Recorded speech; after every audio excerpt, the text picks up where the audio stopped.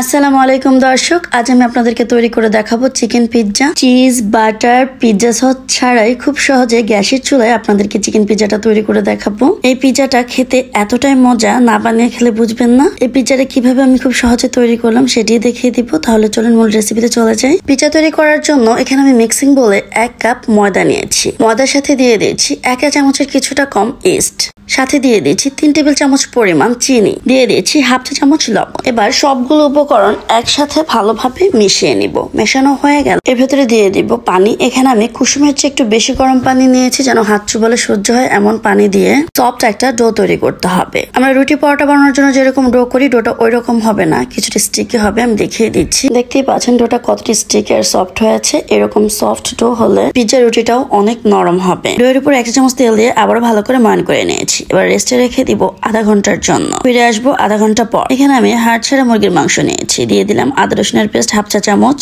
1 চা চামচ দিয়ে দিয়েছি সয়া সস, 1/2 চা চামচ দিয়ে দিয়েছি কালো গোলমরিচের গুঁড়া। এবার মুরগির মাংসের সাথে সবগুলো মশলা একটু ভালো করে মিশিয়ে নিব। আর আমার কাছে এতটুকুই মাংস ছিল, আপনারা আপনাদের পরিমাণ মতো মাংসটা বাড়িয়ে নিবেন। এবার এর ভেতরে দিয়ে দিয়েছি 1/4 চা চামচ লবণ। যেহেতু এখানে সয়া সস দিয়েছি তাই লবণের পরিমাণটা একটু কম দিয়েছি। এবার চুলায় চলে যাচ্ছি। চুলায় 1 চা চামচ তেল দিয়ে মাংস টুকরোগুলোকে ভেজে নিচ্ছি। যখন মাংসটা সুন্দরভাবে সেদ্ধ হয়ে ভাজা হয়ে যাবে তখন চুলা থেকে নামিয়ে নিব। এবার স্পেশাল একটা সস তৈরি করবো। এখানে আমি 2 টেবিল চামচ পরিমাণ সয়াবিন তেল দিয়ে এর ভেতরে 2 টেবিল চামচ পরিমাণ দিয়ে দিয়েছি ময়দা। এবার ময়দাটাকে তেলের মধ্যে ভেজে নেব। ময়দাটা যাতে দলা পেকে না যায় তাই আমি হ্যান্ড উইক্স ব্যবহার করেছি। ময়দা থেকে যখন সুন্দর একটা ফ্লেভার বের হবে তখন এর ভেতরে দিয়ে দিব আমি দুধ। এখানে আমি লিকুইড দুধ দিচ্ছি, দুধটা আগে থেকে জাল করা ছিল। এখানে আমি 1.5 কাপ দুধ দিয়েছি। এই পর্যায়ে চুলার আঁচটা কিন্তু লোতে রেখে সসটা তৈরি করতে হবে। সসটা ঘন হয়ে আসছে, এর ভেতরে আমি দিয়ে দিয়েছি 1 চা চামচ চিনি, দিয়ে দিচ্ছি পিৎজা সিজনিং। এখানে রসুন, গোলমরিচের গুঁড়া, শুকনো মরিচের গুঁড়া এবং অরিগানো পাতা আছে। আর এই পিৎজা সিজনিংটা কিভাবে আপনার ঘরে তৈরি করবেন এই রেসিপিটা আমার চ্যানেলে আছে, চাইলে দেখে নিতে পারেন।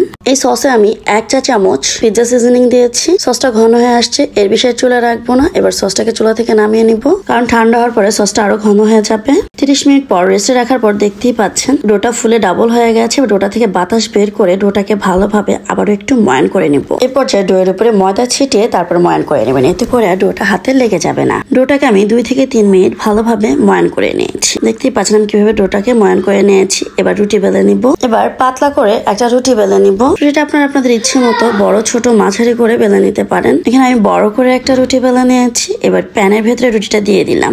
আজ আমি এই পিৎজাটা প্যানের ভিতরে বেক করব। আমি পিৎজার চারপাশটা একটু মুড়িয়ে দিচ্ছি। এবার কাঁটা চামচ দিয়ে রুটিটাকে ছিদ্র করে দিচ্ছি, এতে করে রুটিটা অতিরিক্ত ফুলবে না। দেখতেই পাচ্ছেন কিভাবে আমি চারপাশটা ছিদ্র করে দিয়েছি। এবার এর ভেতরে দিয়ে দিব টমেটো সস। আমি পিৎজা সসের পরিবর্তে এখানে শুধু টমেটো সসটাই দিয়ে দিয়েছি। টমেটো সসটাকে দিয়ে চারপাশটা ভালোভাবে কভার করে নিব। এবার চিজের পরিবর্তে এখানে আমি দিয়ে দিয়েছি হোয়াইট সস। এই হোয়াইট সসটা কিন্তু খেতে অসাধারণ লাগে পিৎজার ভেতরে। আমার কাছে চিজ ছাড়া হোয়াইট সস দিয়ে পিৎজাটা খেতে বেশি ভালো লেগেছে। এবার পিৎজার উপরে আমি চিকেন তারপরে সবজি দিয়ে ডেকোরেশন করে নিচ্ছি। আপনারা আপনাদের পছন্দ মতো যে কোনো জিনিস দিয়ে পিৎজার উপরটা ডেকোরেশন করে নিতে পারে। তবে আমার ঘরে যা ছিল টমেটো, ক্যাপসিকাম এবং পেঁয়াজ দিয়ে আমি ডেকোরেশনটা করে নিচ্ছি। এবার উপর দিয়ে আবারও একটা টমেটো সস দিয়ে দিচ্ছি। এই পর্যায়ে পিৎজা সিজনিং অথবা চিলি ফ্লেক্স দিয়ে দিতে পারেন। এবার চুলায় ভারী তাওয়া দিয়ে তার উপরে আমি প্যানটা বসিয়ে দিয়েছি, এতে করে পিৎজা নিচের সাইডটা পুড়ে যাবে না। এবার পিৎজাটাকে ঢাকনা দিয়ে ঢেকে বেক করব 30 মিনিট।